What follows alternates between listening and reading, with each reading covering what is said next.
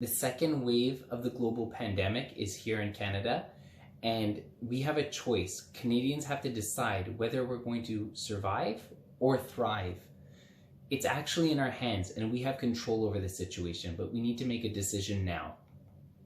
Evaluating the global, national, and local vibe on pandemic life right now, heading into, full on in the second wave, there's a feeling of unknown, fear, confusion, loss of hope about our immediate future, and the lack of direction and unison in what action should be taken right now.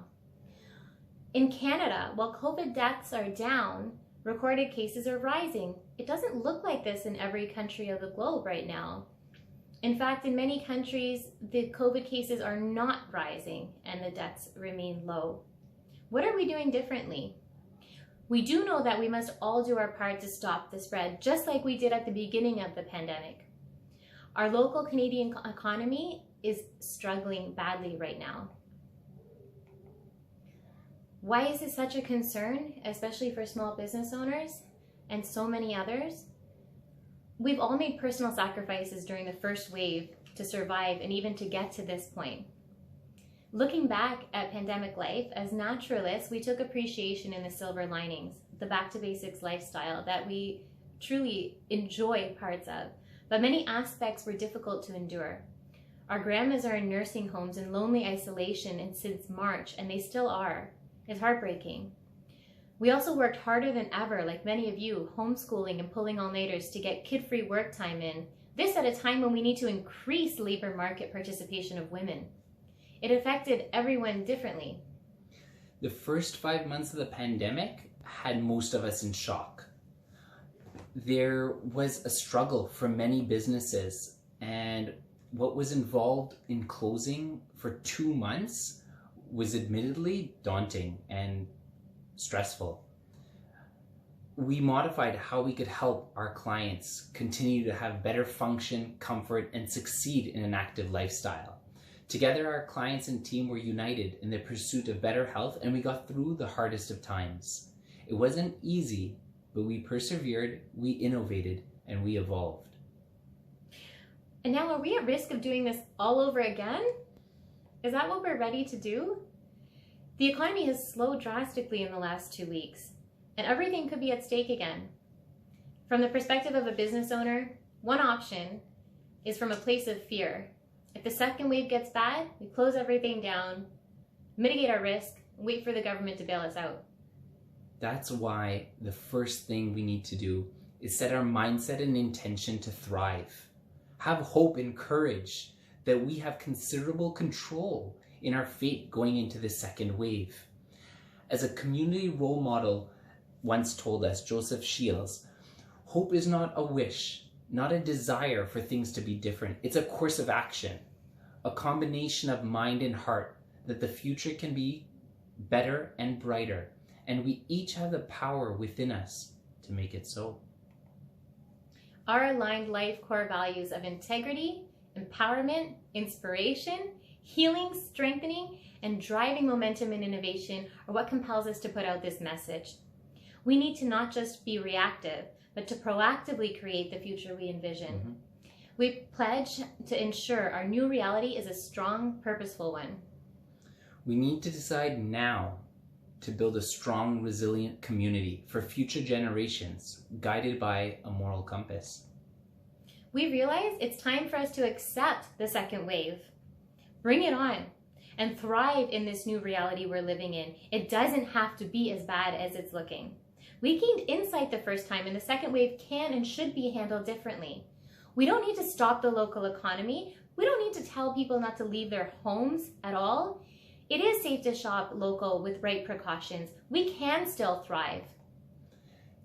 The next step in taking an active, united stance, we must do the simple stuff to continue to stop the spread. No matter how done we are with this pandemic, COVID is here to stay for now, and we must accept it and adapt to a new normal.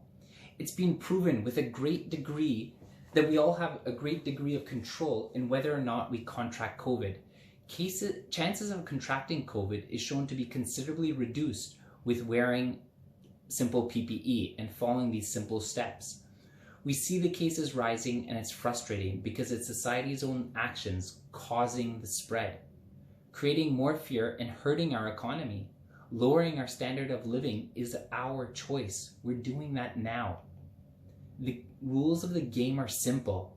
Masks on, wash your hands and sanitize. Respect physical distancing.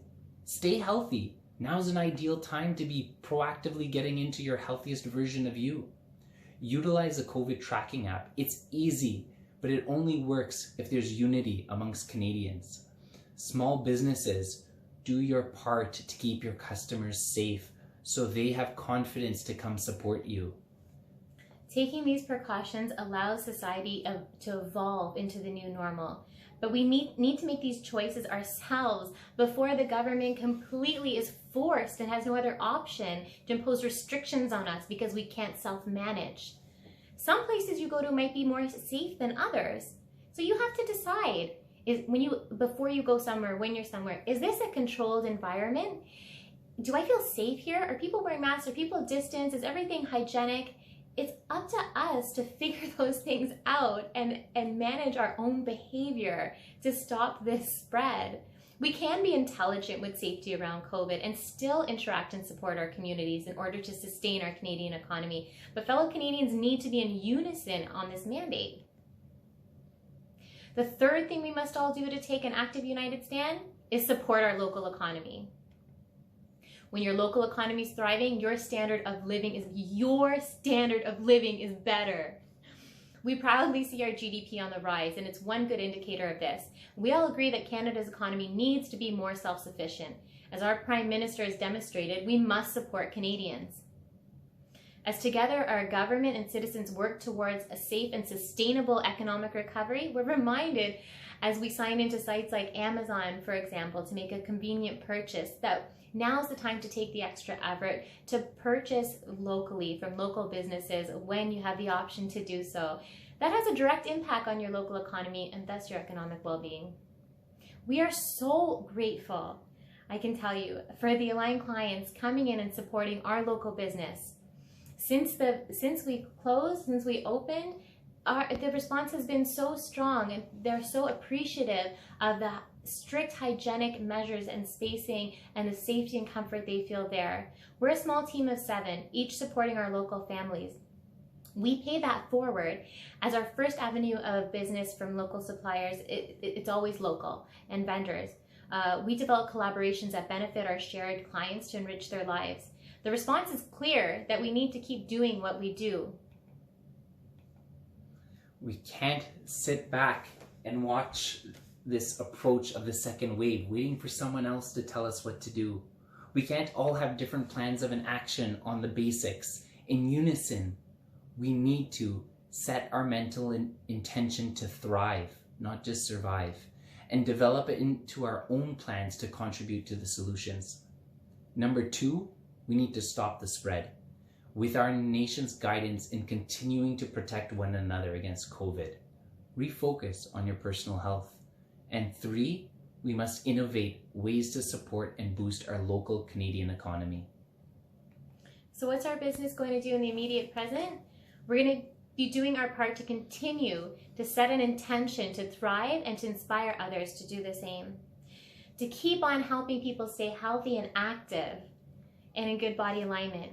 To keep our commitment to doing this with extreme hygienic measures, taking critical precautions to remain a safe place to look after your health. Now, we are armed with knowledge at this time and confident that at Align you're not only protected and safe, but healthy too.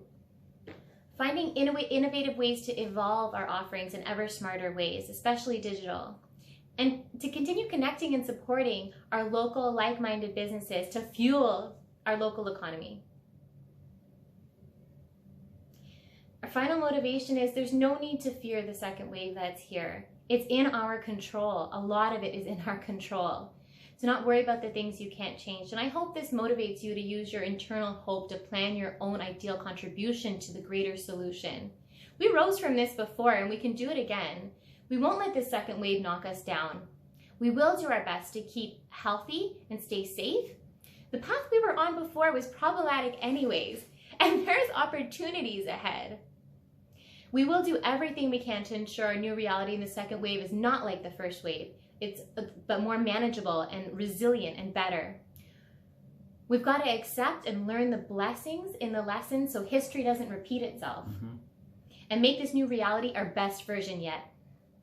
So are we ready for the second wave? Yes, we are. But it will be difficult. But our community can and should feel ready to persevere, innovate, and evolve. This is just a piece of the conversation. It's our perspective. We want to hear yours. Only together, we've got this. We've got this.